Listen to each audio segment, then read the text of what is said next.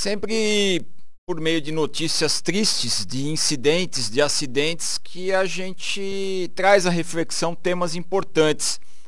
Todos viram aquela igreja, a famosa igreja na Bahia, em que o desabamento do teto causou lá lesões em vários turistas e matou uma turista paulista, uma paulistana de Ribeirão Preto, que estava ali fotografando.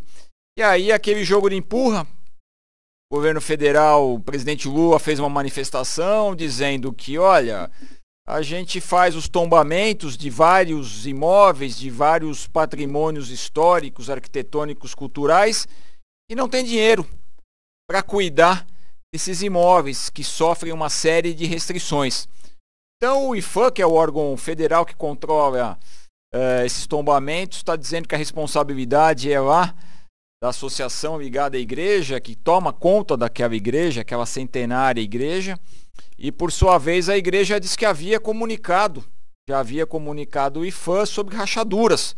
Então todo mundo ali sabia que já existia alguma coisa de anormal naquele prédio, mas estamos aí no auge de uma temporada de verão, optaram por arriscar, e arriscaram custando a vida de turistas que lá estavam, a vida de uma turista e o comprometimento de vários outros que lá estavam, criando toda a ordem de indignação. Vai virar processo criminal, vai virar processo civil indenizatório, e a nós, cidadãos, cabe sempre uma reflexão. Isso aconteceu lá. Como são tratados os bens tombados aqui em Rio Claro? Vamos entender um pouquinho como é que funciona isso.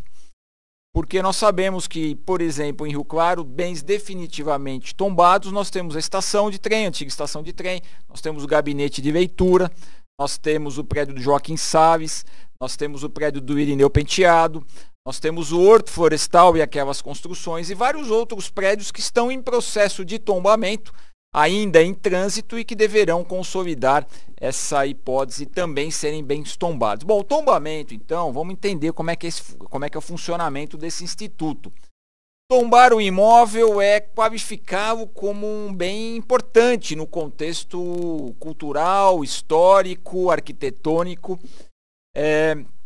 daquela cidade, daquela região. Quem que pede o tombamento? Como que é feito o tombamento? Qualquer cidadão do povo faz o requerimento, e esse requerimento pode ser feito para o CONDEFAC, que é um órgão estadual aqui de São Paulo, pode ser feito para o IPHAN, que é um órgão nacional que controla imóveis, patrimônio que possa ter um interesse muito mais nacional do que propriamente estadual ou municipal.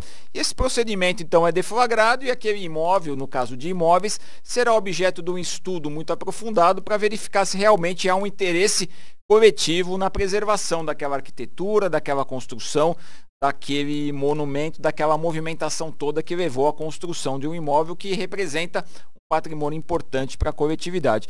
Quando ele é tombado, então, através de um processo todo formal, no estado de São Paulo, o governador é quem faz a homologação final, depois dos pareceres lá do órgão que controla tudo isso, então aquele imóvel é tombado. Ele passa a ter um controle muito mais efetivo e uma série de restrições.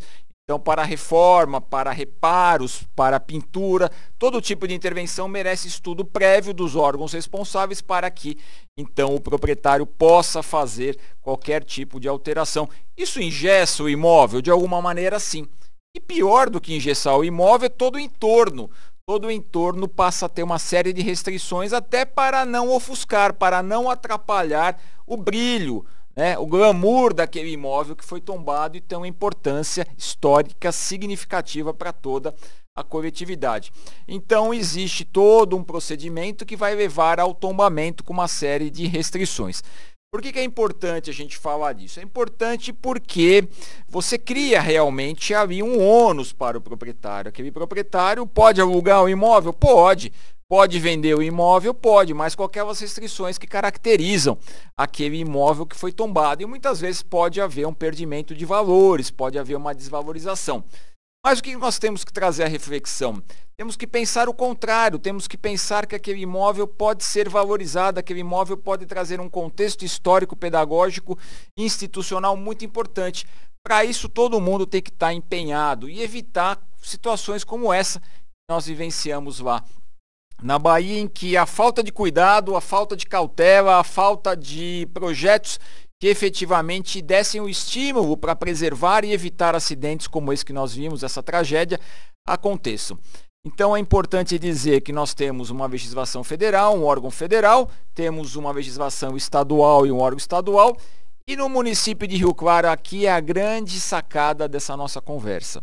Nós não temos o Conselho de Defesa do Patrimônio Arquitetônico Histórico para o município de Rio Claro, embora a nossa lei orgânica do município, que é a Constituição do município, preveja a existência desse órgão. Esse órgão seria de suma importância.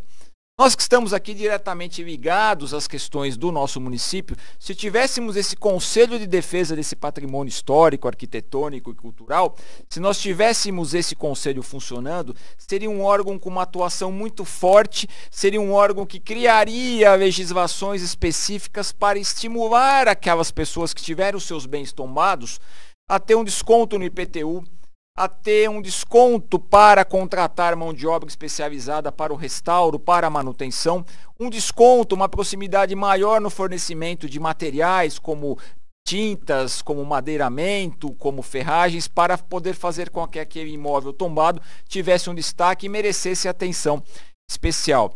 Então fica o recado, é muito importante a nossa Casa Legislativa. A Constituição, que é a nossa lei orgânica do município, determina a criação desse conselho. E até hoje nós não temos esse conselho.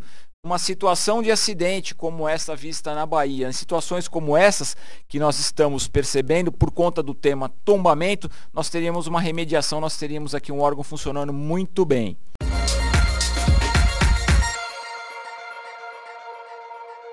Compreendendo então o tombamento, esse sistema, esse processo todo, e sabendo da necessidade que nós temos bens tombados aqui em Rio Claro e teremos outros, sabendo da necessidade que é de ter uma atuação constante, é muito importante um órgão municipal controlando tudo isso.